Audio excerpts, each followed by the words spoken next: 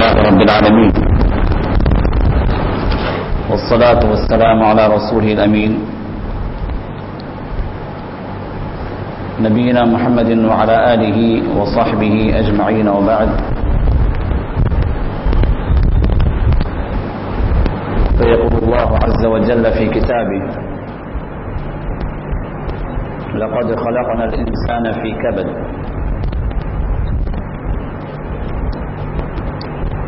ويقول في موضع آخر: يا أيها الإنسان إنك كادح إلى ربك كدحا فملاقيه.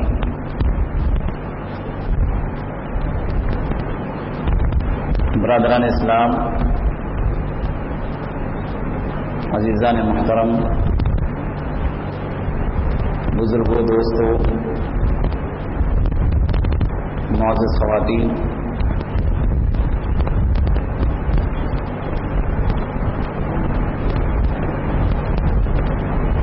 آج کی اس مبارک محفل میں جس عنوان کے تحت آپ کے سامنے چند باتیں کرنے کی اللہ نے جو سعادت نصیب فرمائی ہے،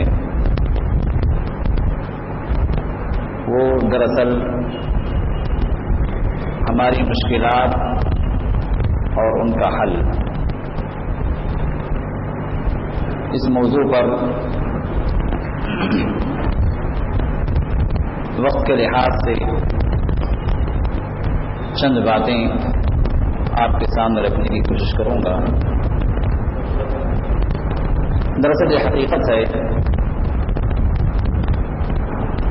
کہ اس دنیا کے اندر اللہ تعالی نے انسان کو بنانے کے بعد اس کے ساتھ مسائل، پریشانیاں، مشکلات، ان کو اللہ نے طبعی طور پر رکھا. یہ اور بات ہے کہ مشکلات اور پریشانیاں اور مسائل ہر آدمی کے ساتھ اس کے اپنے اپنے ہیں، مختلف ہیں، لیکن دنیا کا قاعدہ اور قانون اللہ نے بنا دیا کہ ہر ایک کے ساتھ یہ مسائل ہیں، چاہے وہ فقیر ہو، چاہے وہ بادشاہ، چاہے وہ مرد ہو، چاہے عورت. کوئی انسان ایسا نہیں کہ اس کے ساتھ کوئی مسئلہ نہ ہو. اور اسی حقیقت کی طرف اللہ تعالیٰ نے اپنے کلام پاک میں دو جگہ ارشاد فرمایا، اور جن دونوں آیتوں کو میں نے آپ کے سامنے تلاوت کی. سورہ بلد میں اللہ نے ارشاد فرمایا: لقد خلقنا الانسان فی کبد. بلا شبہ ہم نے انسان کو مشقت میں پیدا کیا.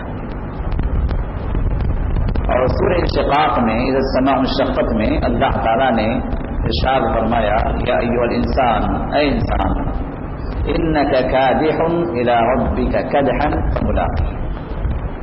تو مشقت سے مشقت اٹھاتا جائے گا، تکلیف سے تکلیف اٹھاتا جائے گا، یہاں تک کہ تو اپنے رب سے ملاقات کرے تو ملاقات. تو اس حقیقت کے اعتبار سے کسی انسان کے بارے میں آپ یہ فیصلہ نہیں کر سکتے کہ وہ انسان بغیر مسئلے کے اپنی جگہ بڑے ہی آرام کے ساتھ، بڑے ہی خوشیوں کے ساتھ، اگر خوشیوں کے ساتھ بھی ہے تو ان خوشیوں کے اندر بھی کچھ مسائل.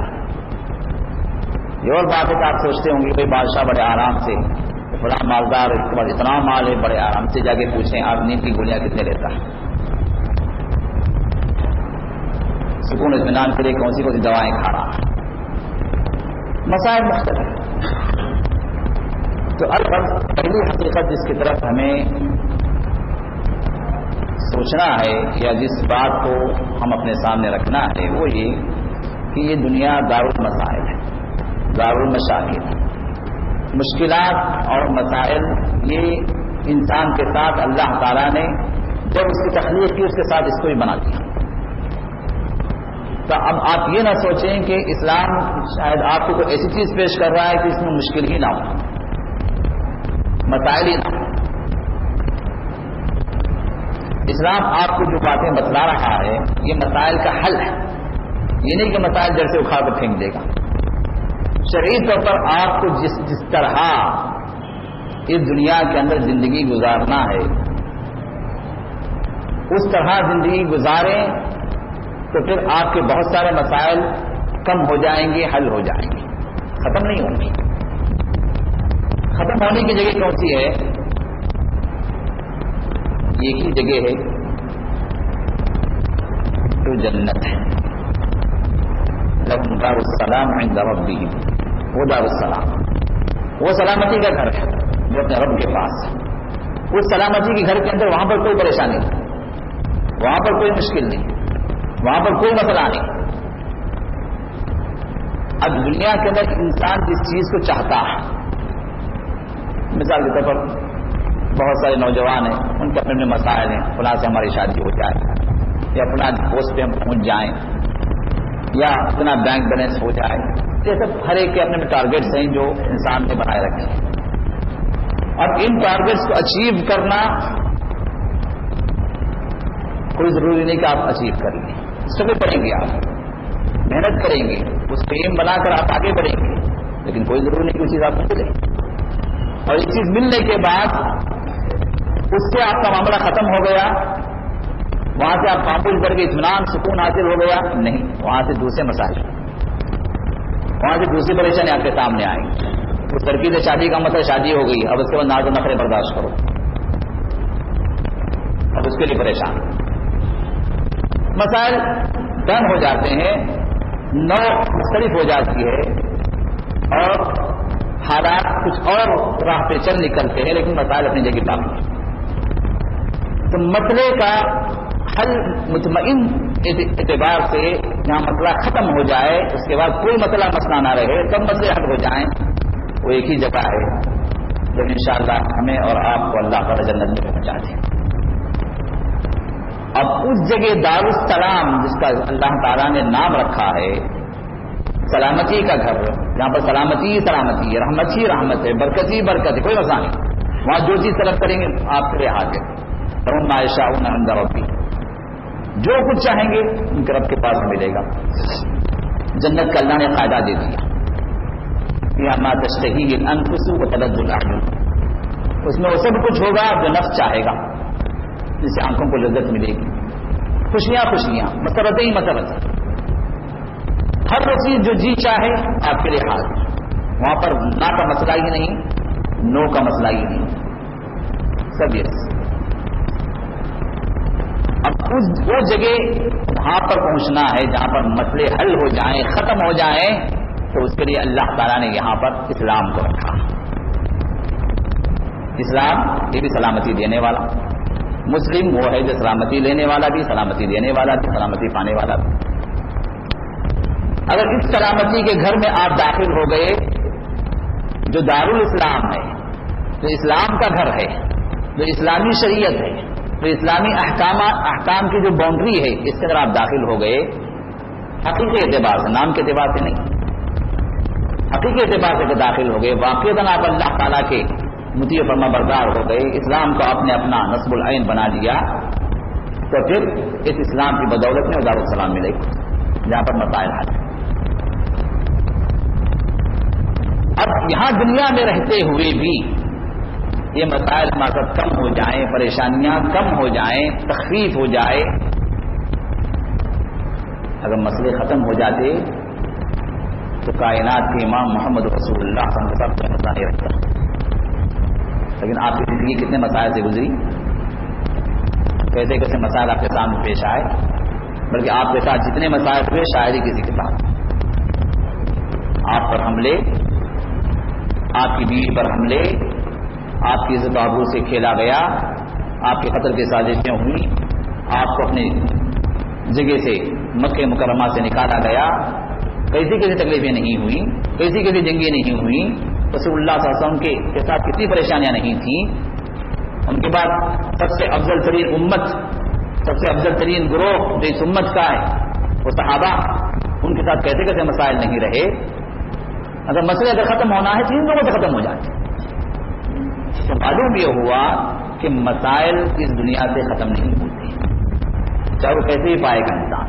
ہاں، ان مسائل کے اندر انسان کو مسائل میں رہتے ہوئے انسان کو راحت ملے، انسان کو سکون ملے، انسان کو اطمینان ملے، یہ ممکن ہے، اور یہی وہ طریقہ جو محمد رسول نے سکھلایا۔ اب آئیے ہم دیکھتے ہیں کہ جو مسائل ہمارے ساتھ لگے ہوئے ہیں ان کا حل یا ان کے تخفیف یا ان کے اندر راحت اور اطمینان اور سکون ہمیں کیسے نصیب۔ مسائل اور مشاکل، پریشانیاں، اس کی کوئی حل نہیں، ہر آدمی کے ساتھ مختلف ہے، اور ہر آدمی کے ساتھ ایک سلسلہ لگا ہوا ہے۔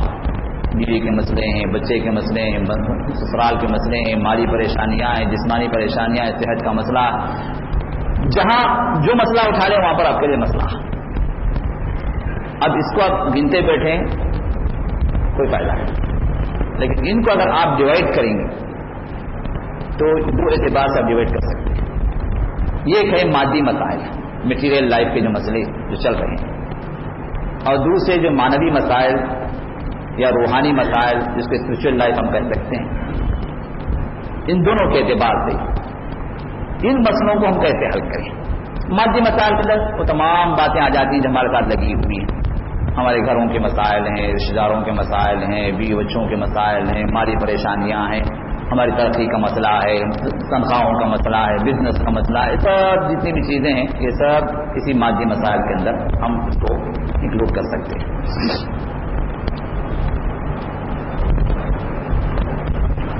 اب اس مادی اعتبار سے ہم جن مسائل سے پریشان ہیں اب ان کو کیسے حل کریں، ان کا اسلام نے کیا حل رکھا۔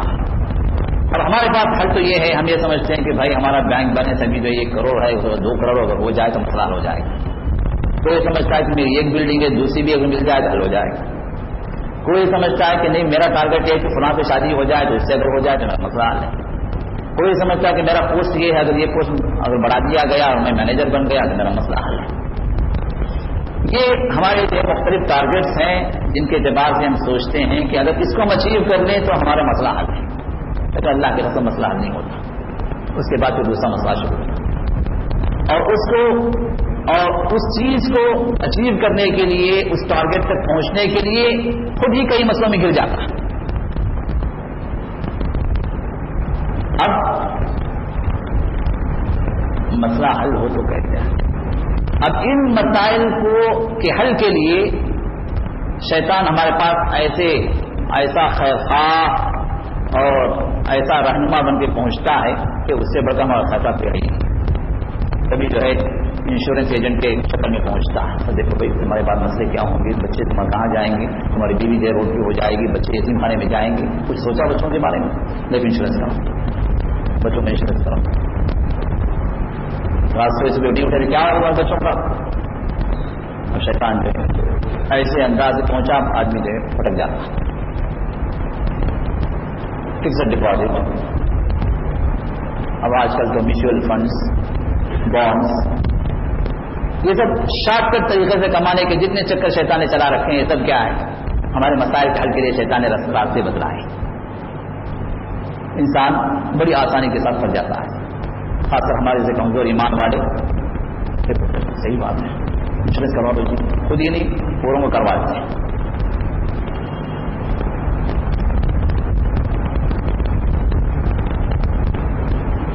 بندوں کے ساتھ انشورنس کروا کے ہم مطمئن ہو جاتے ہیں، بھائی ہم نے انشورنس کروا رکھا ہے، انشورڈ، لیکن اس میں دھوکے کا علاوہ کچھ نہیں ہے، پر غور کریں۔ رب کے ساتھ انشورنس کروانے کا ہم تیار ہیں۔ وہ رب جس نے ہمیں پیدا کیا، وہ رب جس نے ہمیں حلال طریقے بتلائے ہیں، وہ رب جس نے حرام طریقوں سے بچنے کا حکم دیا ہے، وہ رب جس نے یہ کہا ومن یتوکل علی اللہ فہو حسبہ، جو اللہ پر بھروسہ کر لے اللہ اس کے لیے کافی، وہ رب ہمارے لیے کافی۔ صرف ایمان، یقین، توکل، مکمل انداز سے اللہ پر بھروسہ ہو، یہ کافی۔ وہ اللہ اگر کافی اگر ہو گیا تو پھر کسی اور انشورنس کی ضرورت ہے؟ وہ اللہ جس نے آپ کو بن مانگے دیا ہے، آپ کے اپنے بچوں کا رکھوالا نہیں بنے گا؟ سورہ کہف کے اندر موسیٰ اور خضر کا واقعہ اللہ نے پیش کیا.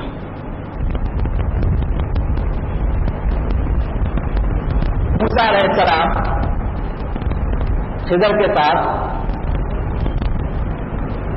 ایک بستی میں اترے. اب وہاں پر بستی والوں کا بیہیویئر بہت ہی سخت تھا، یہاں تک کہ بستی کے اندر آئے ہوئے مہمانوں اس نے پوچھ کر بھی نہیں دیکھا. کھانے کی بھی بات نہیں کی گئی، اجنبی لوگ ہیں. اب وہاں پر اس طرح کے ہوٹلس اور لاڈجز وغیرہ تو نہیں تھے کہ جہاں پر کہیں کھا لیتے کہیں پر رہ جاتے. اس سخت رویے سے پریشان ہو کر وہاں سے نکلے وہ لوگ، تو دیکھا کہ ایک دیوار ٹوٹی پڑی ہے. کسی زمانے میں کوئی گھر رہا ہوگا لیکن اب دیوار گر رہی ہے. موسیٰ نے خضر نے موسیٰ سے کہا آؤ موسیٰ ہم دونوں مل کر اس کو تعمیر کر دیتے ہیں، اس کو سیدھی کر دیتے ہیں. ساتھ دیے موسیٰ، دیوار سیدھی ہو گئی. پھر وہاں سے چل نکلے. موسیٰ نے کہا حضرت کم از کم مزدوری تو لے لیتے ہیں اس کی. تو بدماش ایسے لوگ ہیں انہوں نے کھانے کو بھی نہیں پوچھا اور ان کا کام ہم مفت میں کر کے جائیں. اب آپ کو بھی لینے کے تیار ہیں. موسیٰ نے کہا کہ نہیں. خضر نے کہا چلیں. واقعہ قرآن کے اندر میں موجود ہے، حدیث کے اندر میں موجود ہے، لیکن وہاں پر مسئلہ کیا تھا؟ حضرت خضر کو، خضر بھی ہے خضر بھی ہے، دونوں الفاظ استعمال کیے جا سکتے ہیں. حضرت خضر کو اللہ تعالیٰ نے یہ علم دیا، یہ وحی کی کہ اس دیوار کو سیدھی کر دو. وجہ یہ کہ اس دیوار کے اندر 2 یتیم بچوں کا خزانہ ہے اور وہ بچے ابھی بالغ نہیں ہوئے، ابھی بڑے نہیں ہیں، اتنا شعور نہیں ہے کہ اپنے خزانے کی دیکھ بھال کریں. اور تم کو کیوں کرنا ہے؟ اس لیے کہ فَكَانَ أَبُوهُمَا صَالِحًا، ان کا باپ نیک تھا، اللہ سے ڈرنے والا تھا. اللہ کیسے انتظام کر رہا ہے، دیکھیے کیسے انتظام کر رہا ہے. خضر کہاں تھے؟ موسیٰ کہاں تھے؟ وہ کسی اور بستی میں، کسی اور بستی میں. اللہ نے دونوں کو جمع کیا، دونوں کو یہاں پر لے آیا. سمندر پار ہو کر آئے کس مقصد سے؟ یہ دیوار سیدھی کرنے کے لیے. کیسے انتظامات کر رہا تھا. یہ نتیجہ کس بات کا ہے؟ اللہ پر ایمان، اللہ پر توکل.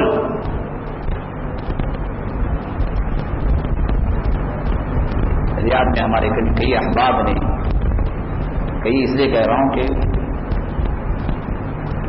6-7 کیا ہو سکتا ہے 8-10 ایسے نوجوان مجھ سے انہوں نے کانٹیکٹ کیا، کہا کہ ہمیں انشورنس کمپنی میں اچھے جابس مل رہے ہیں.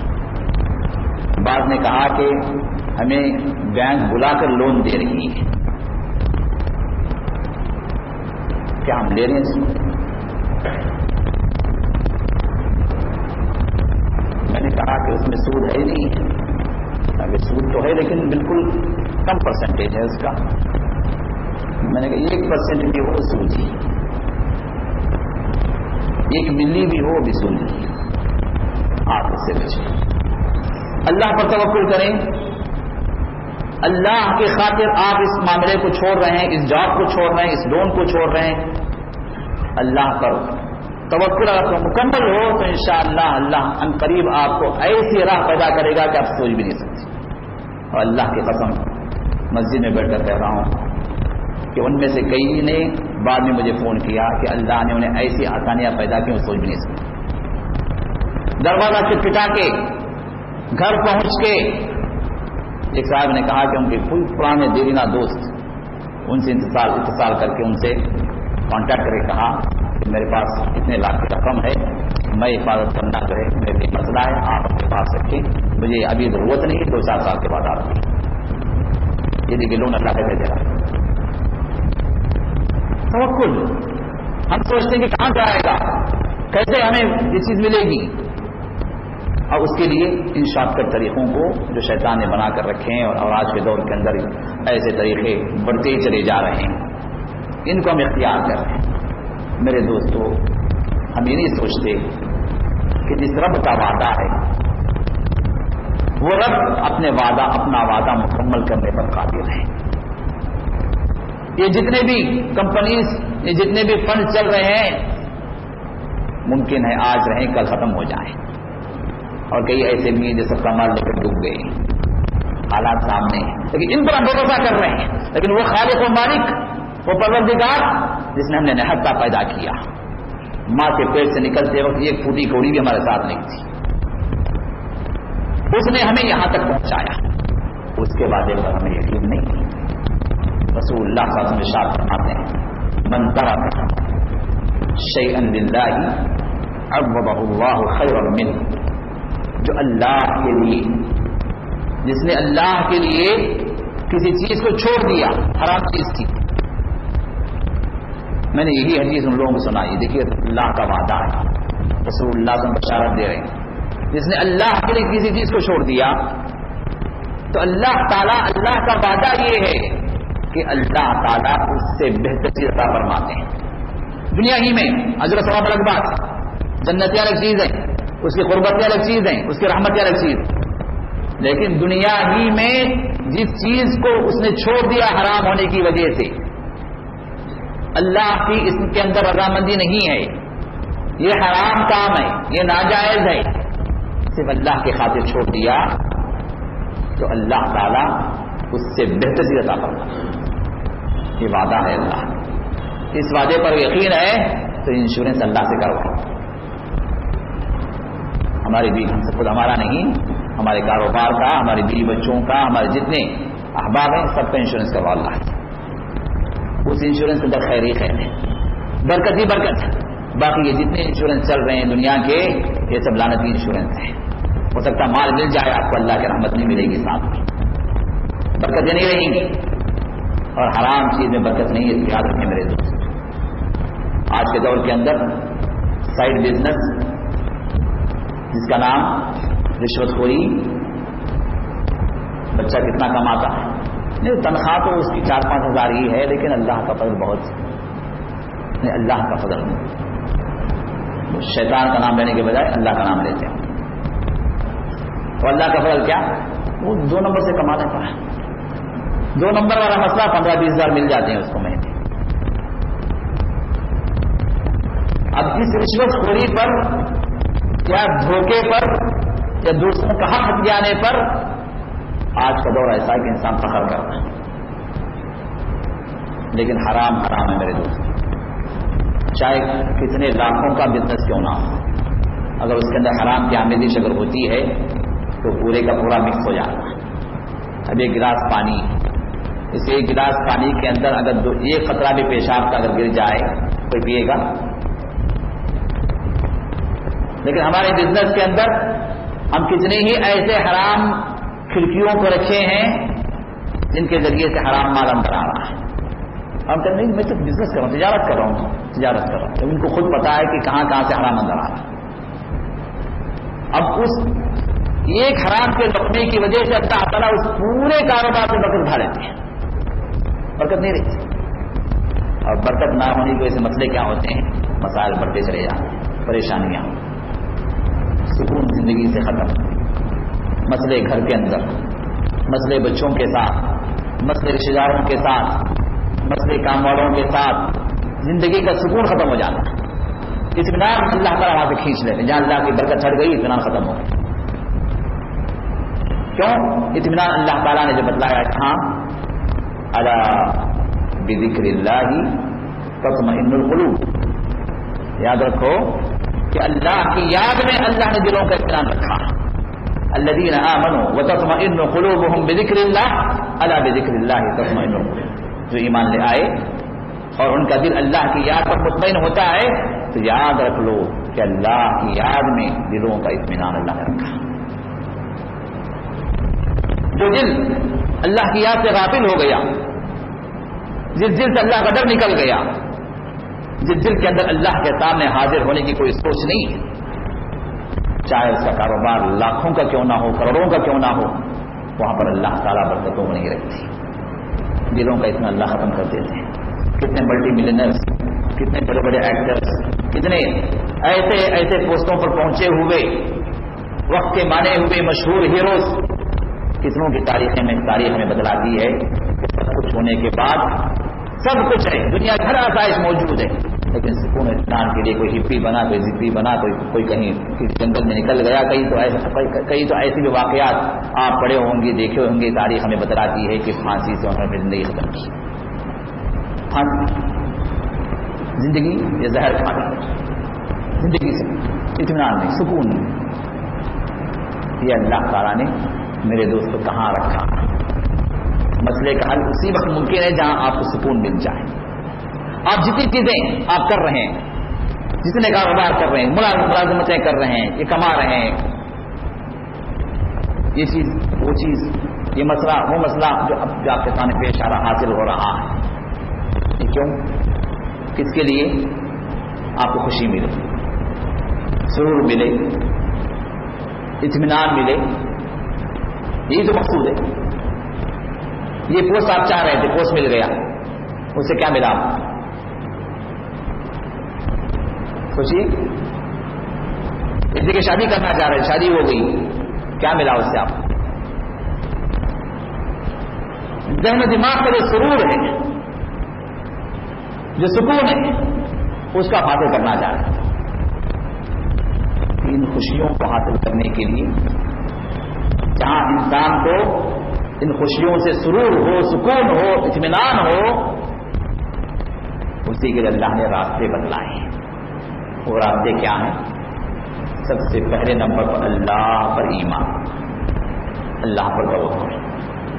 جس کا توکل اللہ پر نہیں ہے، جو اللہ کے ساتھ شرک کرتا ہے، جو ایک اللہ کو اپنا معبود نہیں سمجھتا، سجدے ادھر بھی سجدے ادھر بھی، مرادیں یہاں بھی مرادیں اس دربار میں بھی، منتیں یہاں بھی منتیں وہاں پر بھی، مصیبت میں یہاں اللہ کی نیاز بھی چل رہی ہے، وہاں پر غیر اللہ کی نیاز بھی چل رہی ہے۔ اللہ کی قسم کبھی اللہ تعالیٰ وہاں پر سکون اتنا نہیں رکھی، کیونکہ جہاں شرک ہوگا وہاں پر اللہ کے لائق۔ سب سے پہلے ایمان، صحیح ایمان جو توحید پر، خالص توحید پر مبنی۔ دوسری چیز اللہ پر توکل۔ توکل، جتنا آپ کا توکل اللہ پر ہوگا، مسائل اللہ اتنے ہی حل کریں گے۔ اس کو یاد رکھیں، رسول اللہ کو ارشاد فرماتے ہیں،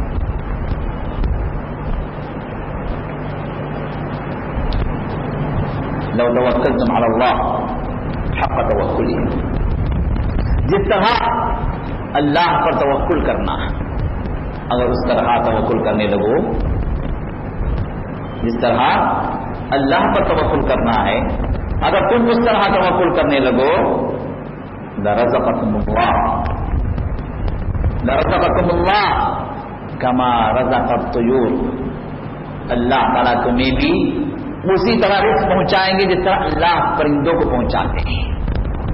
اور پرندے کبھی آپ نے دیکھا کہ کسی سے انشورنس کروا کر رکھے ہیں کسی کمپنی سے، یا کل کے لیے انہوں نے جمع کر رکھا ہے؟ فرمایا رسول کریم صلی اللہ علیہ وسلم نے، تربو خماسن تروح بطانا، صبح جب نکلتے اپنے گھونسلوں سے خالی پیٹ ہوتے ہیں، پیٹ خالی، لیکن جب واپس آتے ہیں اپنے گھونسلوں کو پیٹ بھرے ہوئے۔ کس نے پہنچایا رزق؟ کون مالک ہے ان کا؟ خالق ان کا بھی اللہ ہی، ہمارا بھی اللہ ہی، پروردگار ان کا بھی اللہ ہی، ہمارا بھی اللہ، ان کا توکل ہے اللہ پر، ہمارا نہیں۔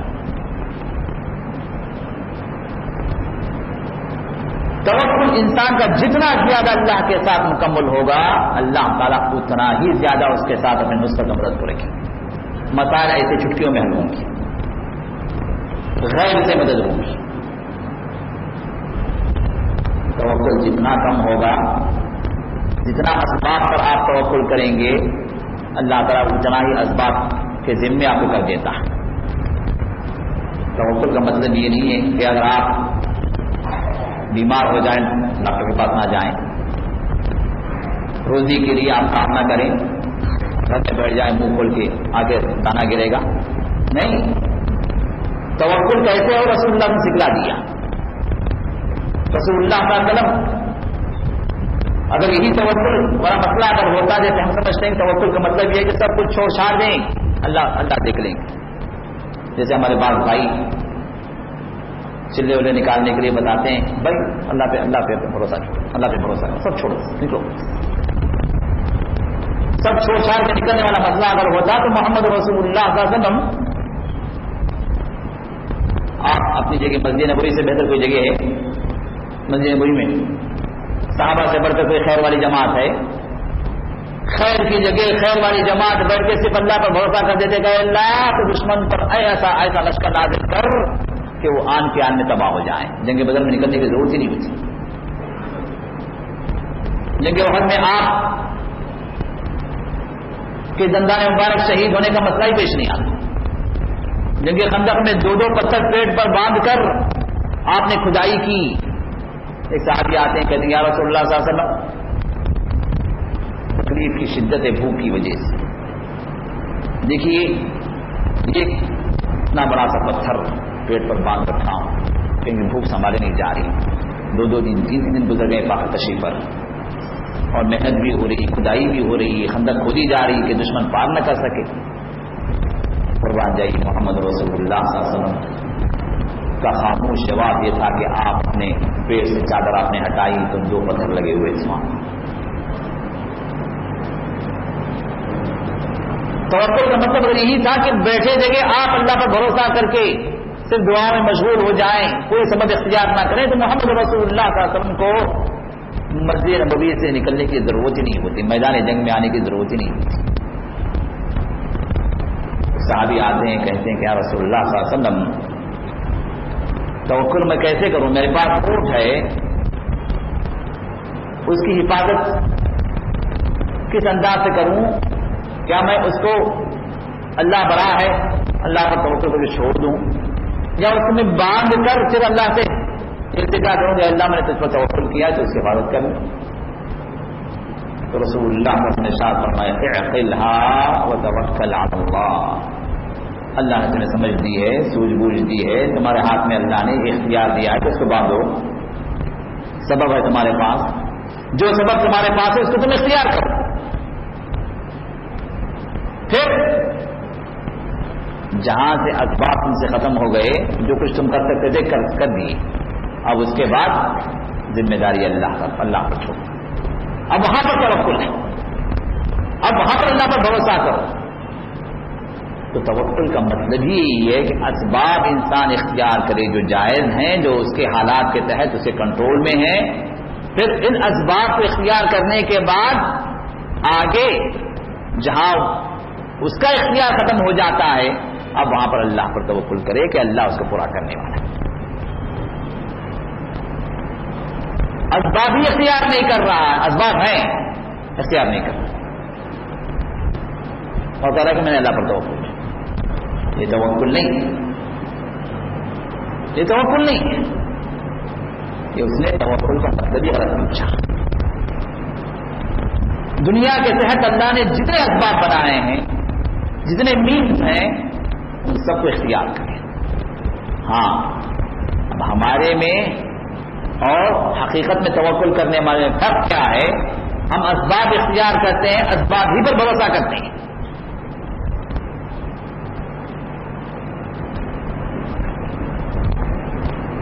ہمیں یہ سمجھ نہیں آتی کہ ان اسباب کو بنانے والا، اس کو تکمیل تک پہنچانے والا، اس کو کمپلیشن کرنے والا وہ ایک ذات ہے، وہ اللہ۔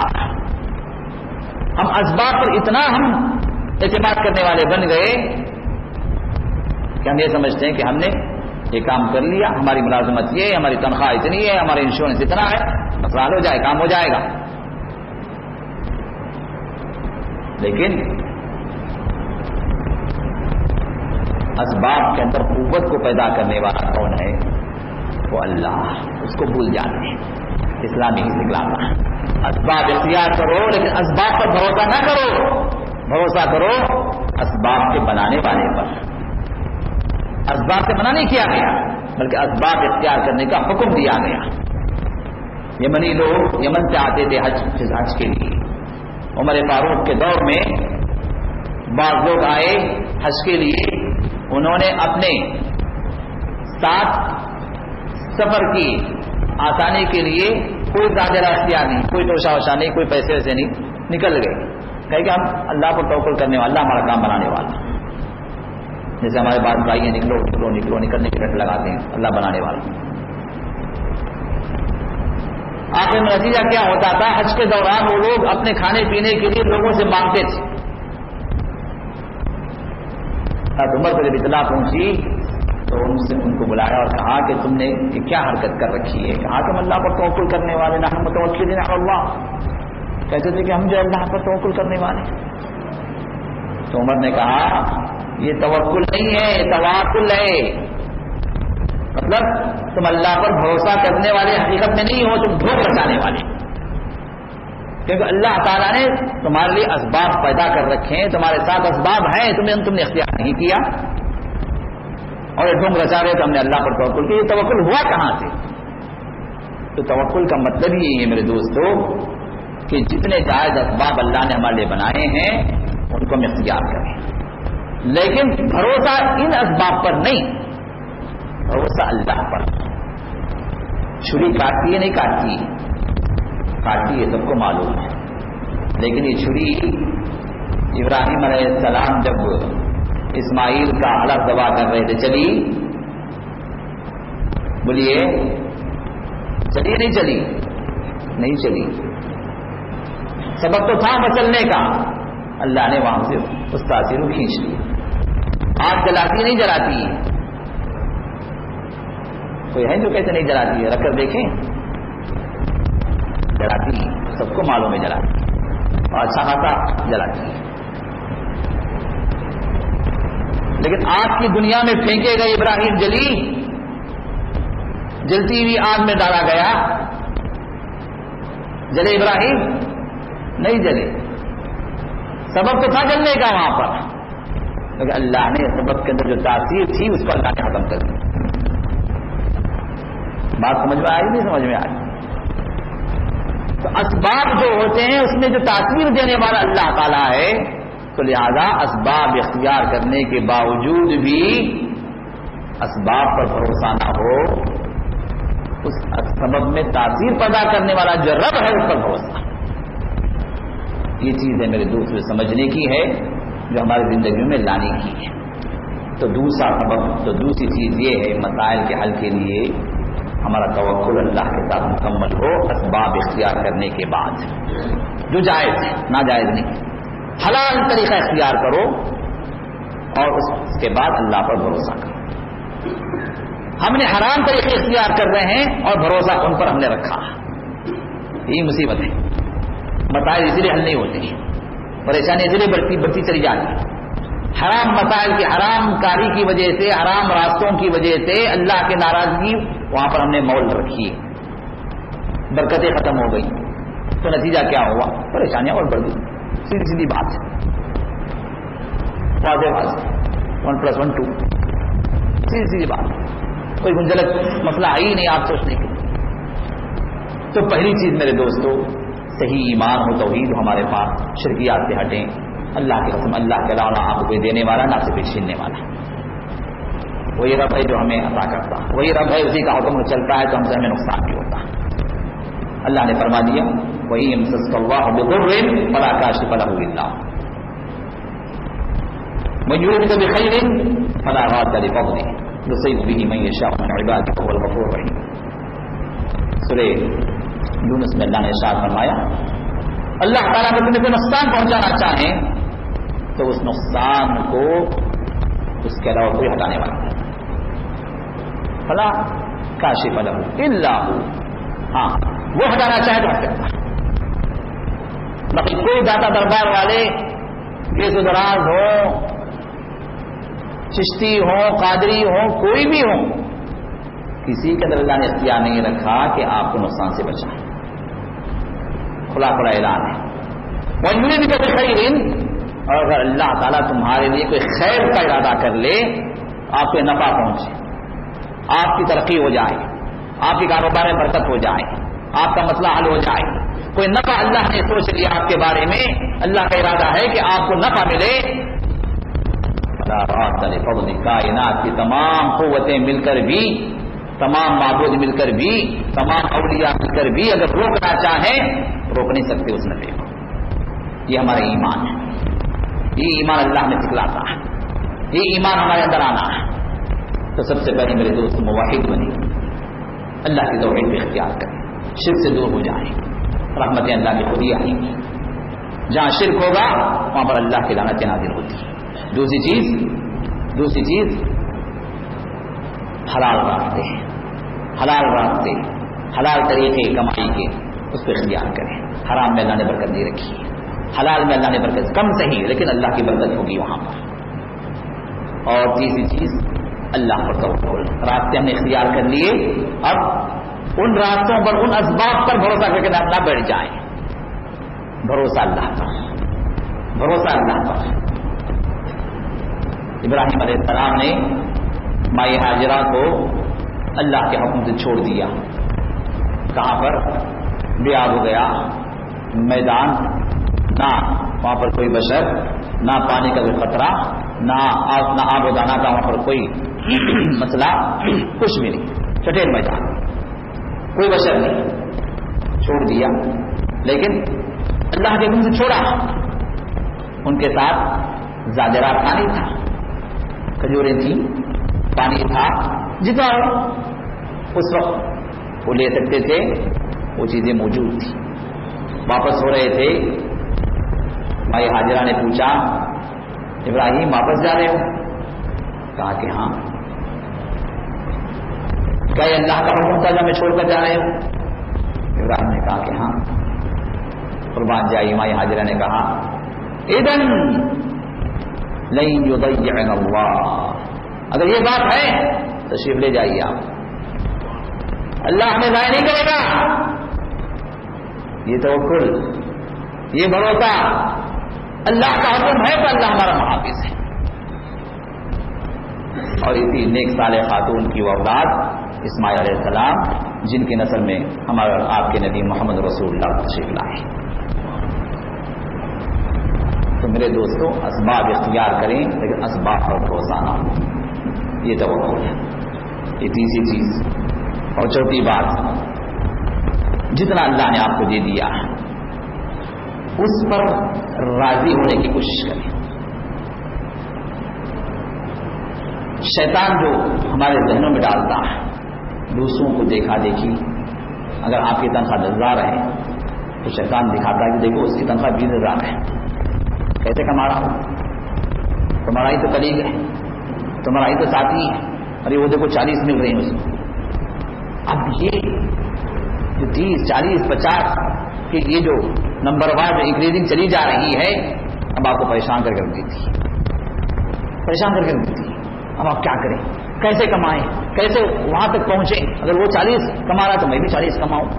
اور اس پہ ہمارے جو ہوم منسٹر رہتے ہیں گھروں میں، ہماری خواتین کسی اسکرو کرتی ہیں، کیا جی کرتے تمہیں، دیکھو انہیں تمہارا ساتھی اتنا، انہیں تمہارا کلیگ نہ، دیکھو کتنا کما رہا ہوں، اس گھر میں دیکھو کیا کیا ہے، ہمارے گھر میں کیا ہے۔ اب بیچارہ پہلے سے پریشان، گھر آگے اور مصیبت، اب رات بھر کی نیند غائب، رات بھر پلاننگ ہوتی رہتی ہے، کیا کروں، کیسے میری تنخواہ بڑھے، کیسے میری آمدنی بڑھے، بیوی کے مطالبات کیسے پوری ہوں۔ میرے دوستو، ہنسی خوشی زندگی گزارنا ہے، قناعت پسندی سیکھیں۔ اللہ نے جو آپ کو تقسیم کیا ہے، یہ اللہ نے اپنے ارادے سے کیا، یہ نہیں کہ اللہ تعالیٰ مطلب کسی کو یہ دے دیا، کسی کو وہ دے دیا، جو اللہ کے ہاتھ میں آیا آپ کو سمیٹ کے دے دیا، نہیں، اللہ کی تقسیم حکمت کے ساتھ ہے۔ اللہ کو معلوم ہے کہ کس کو کتنا دینا ہے، کس مقدار میں دینا ہے، کب دینا ہے۔ حکیم علیم ہے، حکمت والا، اس نے جو تقسیم کی ہے آپ کے لیے، یہ آپ کی بہتری ہے۔ اللہ کو معلوم ہے کہ آپ کو کتنا دیں۔ اللہ کی تقسیم پر راضی ہونے کا جو مسئلہ ہے، ایک اہم مسئلہ ہے میرے دوست۔ قناعت پسندی، جو انسان اللہ نے اس کو جو دیا ہے اس پر راضی ہو گیا، اس پر وہ خوش رہنا سیکھ لیا، اللہ کی قسم اس سے بڑھ کر دنیا کا کوئی مالدار نہیں۔ محمد رسول اللہ نے ارشاد فرمایا لیس الغنى غنى المال ولكن الغنى غنى النفس۔ تم سمجھتے ہو کہ مالداری کسی کو آ گئی، قوم کو بھی آ گئی تو وہ مالدار ہے، کسی کے پاس اتنا مال آ گیا، اتنا بینک بیلنس ہے، اتنی بلڈنگیں ہیں، اتنا کروڑوں کی جائیداد ہے، ارے بڑا مالدار ہے، بڑا مالدار ہے۔ لیکن اس سے پوچھو اتنی بلڈنگوں میں سے ایک بلڈنگ اللہ کی راہ میں دے دے، اتنے کروڑوں کے بینک بیلنس میں 1 لاکھ روپے اللہ کی راہ میں دے دے، نفس نہیں مانتا اس کا۔ ایک اور بات کہاں سے ملے گا؟ اسی کے چکر میں ہوگا۔ تو مالدار انسان یہ حقیقت میں مالدار نہیں ہے۔ مالداری کب آتی ہے؟ کس کو مالدار اللہ کے رسول نے کہا وَلَٰكِنِ الْغِنَىٰ غِنَى النَّفْسِ، انسان کا نفس مالدار بن جائے، نفس کے اندر مالداری آ جائے۔ اور نفس کے اندر مالداری کیا ہے؟ قناعت پسندی ہے۔ اللہ نے جتنا دیا ہے، جو دیا ہے، یہ اللہ تیرا شکر ہے، یہ اللہ تیرا شکر ہے، تو نے مجھے اتنا دی، جب میں پیدا ہوا تو کچھ بھی نہیں تھا میرے پاس، پھر دنیا کے اندر آیا تو مہنگا آیا، تو نے اتنا دیا، الحمدللہ تیرا شکر ہے، میرا شکر ادا کر۔ اور اس شکر کا جذبہ کیسے پیدا ہوگا؟ کہاں سے پیدا ہوگا؟ محمد رسول اللہ نے وہ طریقہ بھی سکھلایا۔ اللہ اکبر، قربان جائیے ہمارے رسول پر محمد رسول اللہ صلی اللہ علیہ وسلم۔ فرمایا دنیا کے معاملات میں دیکھنا ہو تو اپنے سے نیچوں کو دیکھو، اپنے سے نیچوں کو دیکھو، شکر کا جذبہ پیدا ہوگا۔ آپ کی تنخواہ 10,000 ہے، ذرا دیکھو 2,000 میں وہ کام کرتے ہیں۔ آپ کے پاس موٹر بائک ہے، ذرا دیکھو وہ لوگ جو سائیکل پہ جا رہے ہیں، سائیکل ہے، ذرا دیکھو ان لوگوں پر جو 11 نمبر پہ ہیں، وہ چل کے نکلتے ہیں، بڑے بڑے راستے چل کے طے کر رہے ہیں، کچھ نہیں ہے، سوال ہی نہیں۔ بیوی ہے آپ کا، الحمدللہ ان لوگوں کی طرف دیکھو جو پریشان ہے بیویوں کے چکر، صحیح لڑکی نہیں مل رہی، الحمدللہ اللہ نے آپ کے لیے ایک غم گسار، ایک غم خار، ایک بیوی بتانے مہیا کی۔ یعنی جو کچھ ہے آپ کے پاس، اگر اس میں آپ شکر ادا کرنا چاہیں تو ذرا ان کی طرف دیکھو جو ان سے محروم ہے۔ کچھ بھی نہیں ہے، آپ کہیں اللہ نے مجھے کچھ نہیں دیا، کیا بھی نہیں ہے میرے پاس، سائیکل بھی نہیں ہے، کام بھی نہیں ہے، بڑا پریشان ہوں، میرے دوست ذرا بازو اسپتال ہے، چلے جاؤ ایک چکر لگا کے۔ کیسے کیسے مریض نہیں پڑے ہوئے ہیں، کسی کا گردہ بیکار ہے، کسی کا دماغ کی کوئی رگ پھٹ گئی، کسی کا برین انٹر ہو گیا ہے، کسی کا جو ہے ہارٹ اٹیک ہے، کسی کا ڈائلائسس ہو رہا ہے، کسی کے پیر کٹے ہوئے ہیں، کسی کی اسپائن جو ہے یہ ہڈی ٹوٹ گئی ہے، کیسے کیسے لوگ پڑے ہوئے ہیں اللہ نے۔ اور وہ بندہ مالدار ہے، کروڑوں خرچ کرنے تیار ہے، لیکن جو ہے اس کو پھر سے دماغ نہیں مل سکتا، اس کا دل پھر سے صحیح حالت میں نہیں آ سکتا، آپریشن ہوگا، بائی پاس ہوگا، سب کچھ ہوگا، لیکن دل کی وہ حالت واپس آ سکتی ہے؟ نہیں آ سکتی، کروڑوں روپے دینے کے بعد نہیں آ سکتی۔ اللہ تعالیٰ نے جو صحت کی نعمت دی ہے تو انسان اس پر غور کر لے تو کروڑوں کا مالک ہے۔ ایک چکر لگا کے آؤ، شکر کا جذبہ پیدا ہوگا۔ یہ نہ کہ کچھ بھی نہیں، بہت کچھ ہے، اور اتنا کچھ ہے کہ گن نہیں سکتے ہو۔ اللہ نے فرمایا ان تعدوا نعمت اللہ لا تحصوها، اگر اللہ کی نعمتوں کو تم گننا چاہو تو گن نہیں پاؤ گے، شمار نہیں کر پاؤ گے۔ پیدا ہونے سے پہلے اللہ تعالیٰ آپ کے ساتھ نعمتوں کا ایک سلسلہ شروع کر دیا، ماں کے پیٹ سے، جس وقت سے باپ کا نطفہ ماں کے رحم میں جاتا ہے اس وقت سے اللہ کے نعمت سلسلہ شروع ہو گئی۔ کیسے عبادت ہوئی اس کی، کیسے اللہ نے اس کو پروان چڑھایا، کیسے رزق پہنچایا، اور پھر پیدا ہونے کے بعد اس کو مرنے تک اللہ کی نعمتیں بالکل ساتھ میں چل رہی ہیں، اور مومن کے ساتھ مرنے کے بعد جنت میں پہنچنے تک اس کے اللہ کی نعمتیں اس کے ساتھ۔ تو شکر کا جذبہ اگر پیدا ہو جائے تو قناعت پسندی خود ہی انسان کے اندر آ جائے گی۔ اور یہ شکر کا جذبہ کہاں کب کیسے پیدا ہو؟ فرمایا اپنے سے نیچوں کی طرف دیکھو، ان لوگوں کی طرف دیکھو جو اس نعمت سے محروم ہے جو تمہارے پاس ہے۔ اپنے سے اونچوں کی طرف نہ دیکھو، اونچوں کی طرف دیکھو گے تو جہاں کہا اطمینان ہے وہ بھی ختم ہو جائے۔ موٹر بائک ہے، کار والوں کی طرف دیکھ رہے ہیں، افکار کے چکر میں پتہ نہیں کیا کیا کام کرنے لگے. افکار حاصل کرنے کے لیے کتنے جتنے بھی جو ہے راستے ہیں سب انسان اختیار کرنا شروع کر دیتا ہے. شیطان وہی پہنچتا ہے.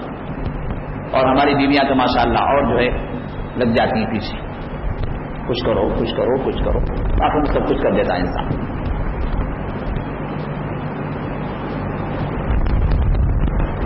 مالداری کی کوئی حد نہیں ہے. آپ اس کو اسی وقت اسی طرح انسان کی تمنائیں امنگیں اس کی بھی کوئی حد نہیں ہے. تو اس جو چیز حد سے باہر ہے جس سے کوئی لمیٹیشن نہیں ہے, اب انسان اگر اس کے پیچھے بھاگنا شروع کر دے تو پھر اس کا کوئی اسٹاپ نہیں ہوتا. اب جو انلمیٹڈ جو مسائل اس کے ساتھ لگ گئے ان تمناؤں کی شکل میں, ان خواہشوں کی شکل میں, اور اس کے حصول کے پیچھے انسان دوڑ اس نے شروع کر دی, تو پھر اس کے بعد سمجھیے کہ اس کا زندگی کا اطمینان سکون ختم ہو گیا. اسی وجہ سے میرے دوستوں قناعت پسندی یہ بہت بڑی چیز ہے, بہت بڑی نعمت ہے, بلکہ حقیقت میں مالداری یہی چیز ہے کہ اللہ نے جو دیا اس پر اللہ کا شکر ادا کریں. ہاں اس کا مطلب یہ نہیں کہ آپ مزید کے لیے کوشش نہ کریں, کوشش کریں, جائز جو راستے ہیں ان کو اختیار کریں, لیکن جو مل گیا اس پر شکر ادا کریں, اس کو شکر ادا کریں. لیکن دین کے معاملات میں محمد رسول نے ارشاد فرمایا اپنے سے اونچوں کی طرف دیکھو. آپ سے فرض پڑھ رہے ہیں, ذرا دیکھو ان کی طرف جو نوافل بھی پڑھ رہے ہیں, جو تحفظات, تو جذبہ پیدا ہوگا کہ مجھے بھی پڑھنا ہے. اگر آپ ان کی طرف دیکھیں گے جو بے نمازی ہیں, ارے میں تو نمازی بہت نمازی ہوں, پابندی کر رہا ہوں جی میں, بس اب پابندی ان کی طرف دیکھ رہے ہیں جو نمازی نہیں پڑھ رہے, مسجد بھی کیوں نہیں آتے. اب مسئلہ کیا ہوتا ہے, 2 4 نمازیں آپ کی غائب ہونا شروع کر دیں, کیونکہ آپ کے پاس آئیڈیل کون بن گئے, وہ جو بے نمازی. اب ہمارا مسئلہ یہی, رسول اللہ نے ارشاد فرمایا کہ دنیا کے معاملات میں اپنے سے نیچوں کی طرف دیکھو, دین کے معاملات میں اپنے سے اونچوں کی طرف دیکھو. دنیا کے اندر دنیا داری تمہاری کم ہوگی, دین کے اندر تم دیندار اور بنو گے. اب ہمارا مسئلہ الٹا, اسی وجہ سے مسائل بڑھ گئے. مسئلہ کیا ہے ہمارا, دنیا کے معاملات میں ہم دیکھتے ہیں اپنے سے اونچوں کی طرف, جو رہا تھا سکون وہ بھی ختم ہو گیا, پریشانی کو ہم نے مول دے دیا. دین کے معاملات میں ہم نے سے نیچوں کی طرف دیکھا, جو نمازیں تھیں وہ بھی ہماری چھوٹ گئی. پھر میرے دوستوں رسول اللہ نے طریقہ میں بتلا دیا مسائل کے حل کے لیے کہ دنیا کے معاملات میں ہم قناعت پسند بنے, اور یہ چیز ہمارے اندر آنے کے لیے راستہ کیا ہے, ہم اپنے سے نیچوں کی طرف ہم دیکھنا شروع کریں تاکہ شکر کا جذبہ پیدا ہو. اور شکر جب انسان کرنے لگے گا تو اللہ تعالیٰ بہت سارے مسائل خود ہی حل کر دیتے ہیں, اس کی پریشانیوں کو اللہ تعالیٰ کم کر دیتے ہیں. اللہ نے فرمایا لئن شکرتم لأزیدنکم ولئن کفرتم ان عذابی لشدید. اگر تم شکر ادا کرو گے, شکر گزار بنو گے, میں اور بڑھا دوں گا, نعمتیں اور زیادہ کروں گا. اللہ کا وعدہ, ہاں اللہ کا وعدہ, کسی انسان کا نہیں. شکر گزار بن جاؤ, جو میں نے دیا ہے اس پر شکر ادا کرو, اور دوں گا. ہاں ناشکری کرو گے ان عذاب لشدید, تو کیا ہوگا, جس چیز کو میں نے دیا ہے اس کو لینا بھی جانتا ہوں, اس کو چھیننا بھی جانتا ہوں. ناشکرے بنو گے, کفر کرو گے, ناشکری راہ اختیار کرو گے, یاد رکھنا میری پکڑ بڑی سخت ہے. تو میرے دوستوں اللہ کے شکر گزار بنے, اللہ کے نعمتیں اللہ نے جتنی دی ہیں اس پر قناعت والی زندگی اختیار کرنے کی کوشش کریں, اور اللہ کی یاد سے میرے دوستوں غافل نہ ہوں. اور اللہ کی یاد صرف یہ نہیں کہ آپ ذکر کرتے رہیں, اللہ کی یاد زبان ذکر کے ساتھ اپنے ہر معاملے میں, ہر کام میں اللہ نے کیا بتلایا, اللہ کی رضامندی کس چیز میں ہے, اس کی طرف نظر کرنے والے بن جائیں. حقیقت میں اللہ کی یاد, اللہ کس چیز سے ناراض ہوتا ہے, کس سے راضی ہوتا ہے, اس کو اگر ہم سامنے رکھنے والے بن گئے تو پھر ہماری کمائی کے طریقے بھی حلال ہو جائیں گے, ہمارے خرچ کے طریقے بھی حلال ہو جائیں گے, اور ہمارے گھر کے اندر بھی وہ اللہ والا ماحول آ جائے گا, ہمارے بیوی بچے بھی اللہ کی یاد والے بنیں گے, تو مسائل بھی خود ہی حل ہوتے چلے جائیں گے. اور میرے دوستوں، ذکر کے اندر جہاں اللہ تعالیٰ نے دلوں کا اطمینان بتلایا ہے، وہیں پر محمد رسول اللہ صلی اللہ علیہ وسلم نے ذکر میں بھی یہ خاص ذکر مسائل کے حل کے لیے بتلایا ہے. بعض لوگ آتے ہیں اور پوچھتے ہیں کہ شیخ کوئی ایسا ذکر بتلائیں کہ میرے مسئلے حل ہو جائیں، میری پریشانیاں کم ہو جائیں، یا کہ میری تنخواہ بڑھ جائے، یا بے اولاد لوگ ہیں اولاد انہیں نصیب ہو جائے. مسائل ہیں. اب اس کے لیے کوئی خاص ذکر ہے نہیں. اگر غور کریں تو محمد رسول اللہ نے خاص ذکر بتلایا اس کے لیے. وہ کیا ہے؟ من لزم الاستغفار، جس نے استغفار کو لازم کر لیا، اللہ سے معافی، استغفار کیا؟ اللہ سے معافی مانگنا، اپنے گناہوں کی معافی طلب کرنا، اللہ سے بخشش چاہنا. استغفر اللہ استغفر اللہ، اے اللہ میں تجھ سے معافی طلب کرتا ہوں، اے اللہ میں تجھ سے گناہوں کی بخشش چاہتا ہوں، اے اللہ سے مجھے معاف کر دے، اے اللہ سے مجھے درگزر کر دے. یہ اس کا معنی ہے. یہ اور بات ہے کہ ہم دیکھیں کسی غلط کام پر کیا استغفر اللہ، یہ ایسے انداز سے پڑھتے ہیں ہمیں خود ہی اسی کو استغفار کرنا. استغفار کا مطلب ہی نہیں معلوم.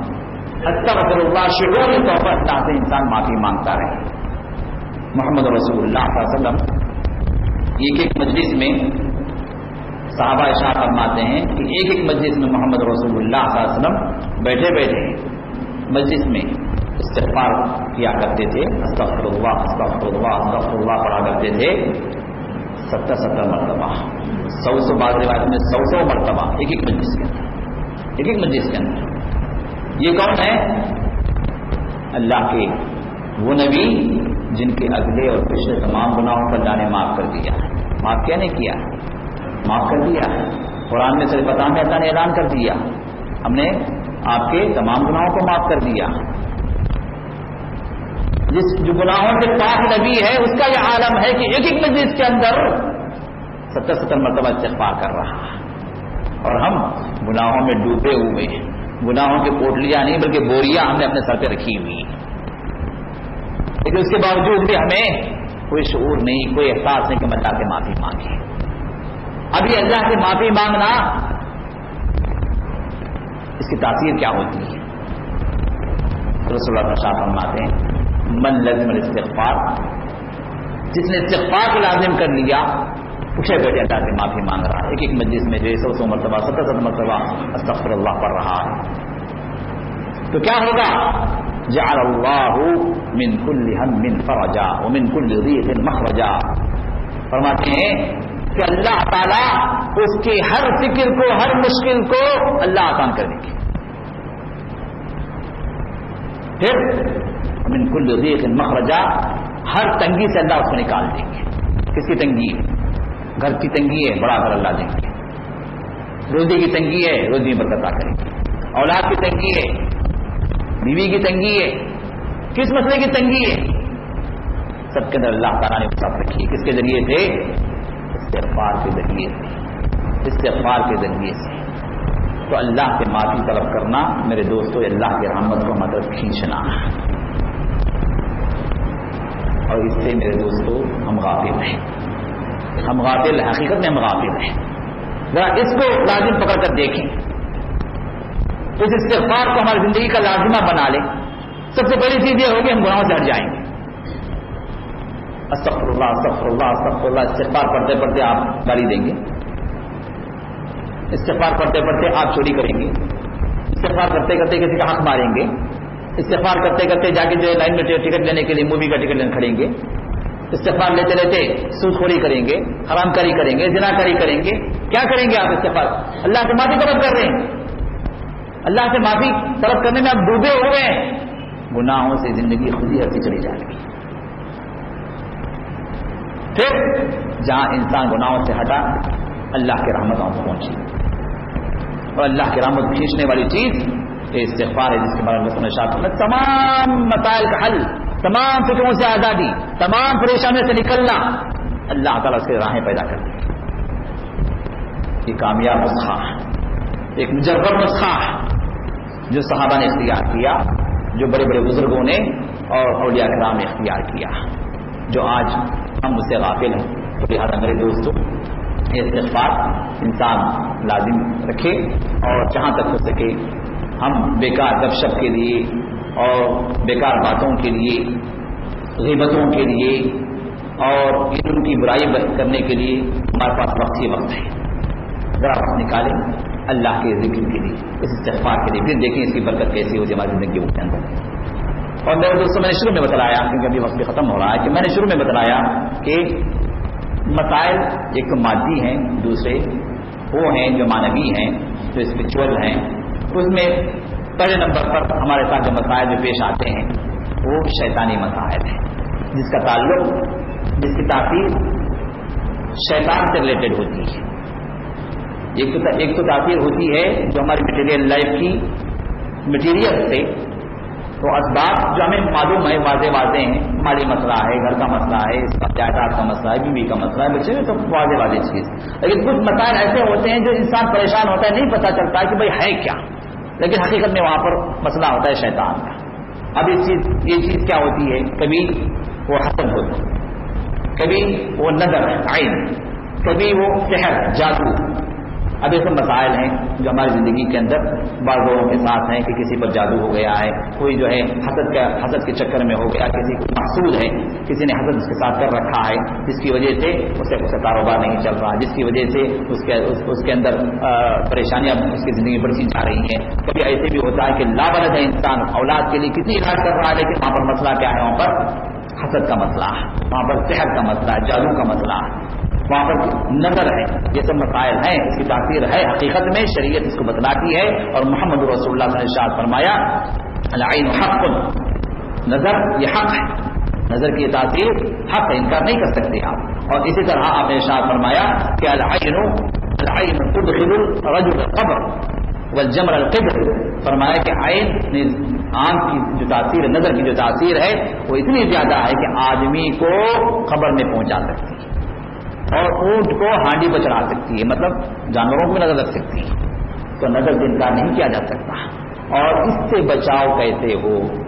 ان مسائل کے اندر ہماری امت پریشان ہے، اور یہ پریشانی پر مزید پریشانی یہ ہوتی ہے کہ ان چکروں سے یا کہ ان چیزوں سے ہٹنے کے لیے یا کہ ان پریشانیوں کے اندر تخفیف لانے کے لیے یا ختم کرنے کے لیے جاتے کہاں ہیں؟ انہیں شیاطین کے پاس جاتے ہیں، جو یہ جادوگر جو بیٹھے ہوئے ہیں، جو مشائخ بیٹھے ہوئے ہیں، ان سے مسئلے حل کرنے کے لیے جاتے ہیں. جبکہ یہی ہے اصل جو ان مسائل کو لانے والے، یہ شیطان کے ایجنٹ ہوتے ہیں، یہ شیطان کے چہرے ہوتے ہیں، یہ انسان نما شیاطین ہوتے ہیں جو آپ کو دھوکہ دیتے ہیں بڑے اللہ والے. حقیقت میں ان سے بڑھ کر غلاظت والے اور کوئی نہیں، اور ان سے بڑھ کر بے ایمان کو کوئی اور نہیں، اور ان سے بڑھ کر خبیث کوئی اور نہیں. اس کو یاد رکھیے کہ جتنے مشائخ ہیں جو 2 نمبر کا کام کرتے ہیں، کہتے ہیں ہم رحمانی عمل کرتے ہیں، حقیقت میں کہتے ہیں شیطانی. حقیقت میں ہے وہ شیطانی عمل.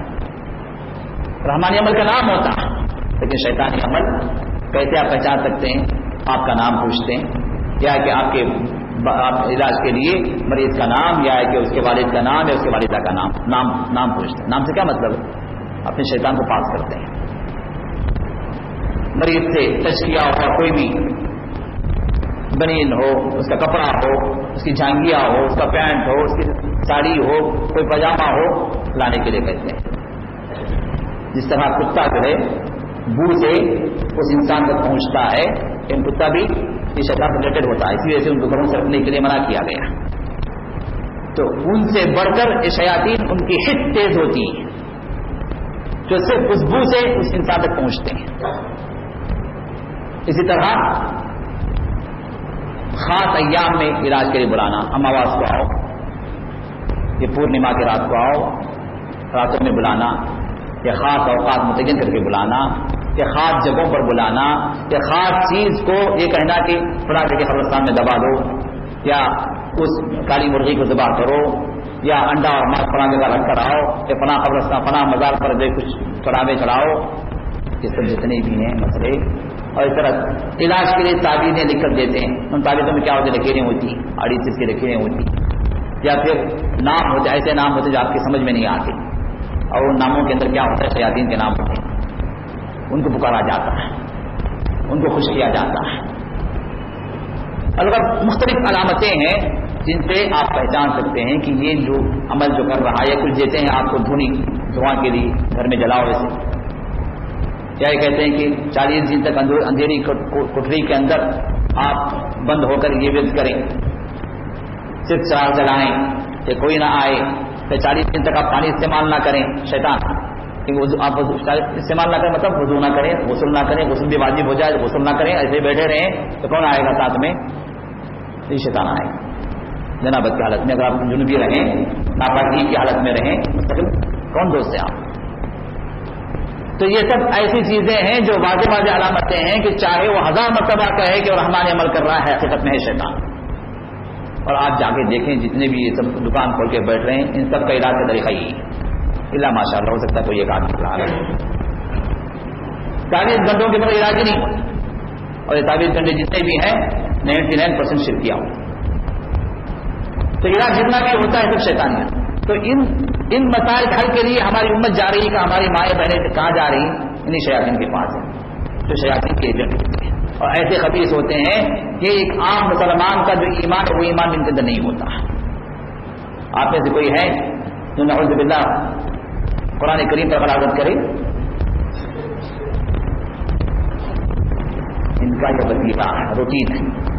ان لوگوں کا یہ روٹین ہوتا ہے کہ ان کی غلاظت قرآن پر ہو، قرآن کے اوراق سے چپل پہنتے ہیں. یہ ہمارے آنکھوں دیکھے احوال ہے. ریاض میں ہم نے ایک اسی طرح کے آدمی کو خبر پایا، اب کار کی سیٹ کے نیچے قرآن کریم کو رکھا ہوا تھا، سیٹ پر اس کو بیٹھتا تھا. نعوذ باللہ. یہی کا مطلب تمل ناڈو کا ایک آدمی تھا جو 24 گھنٹوں کا کاروبار کرتا. یہ ان کے عام مسائل روزانہ کے مسائل، اسی سے ان کا شیطان خوش ہوتا ہے.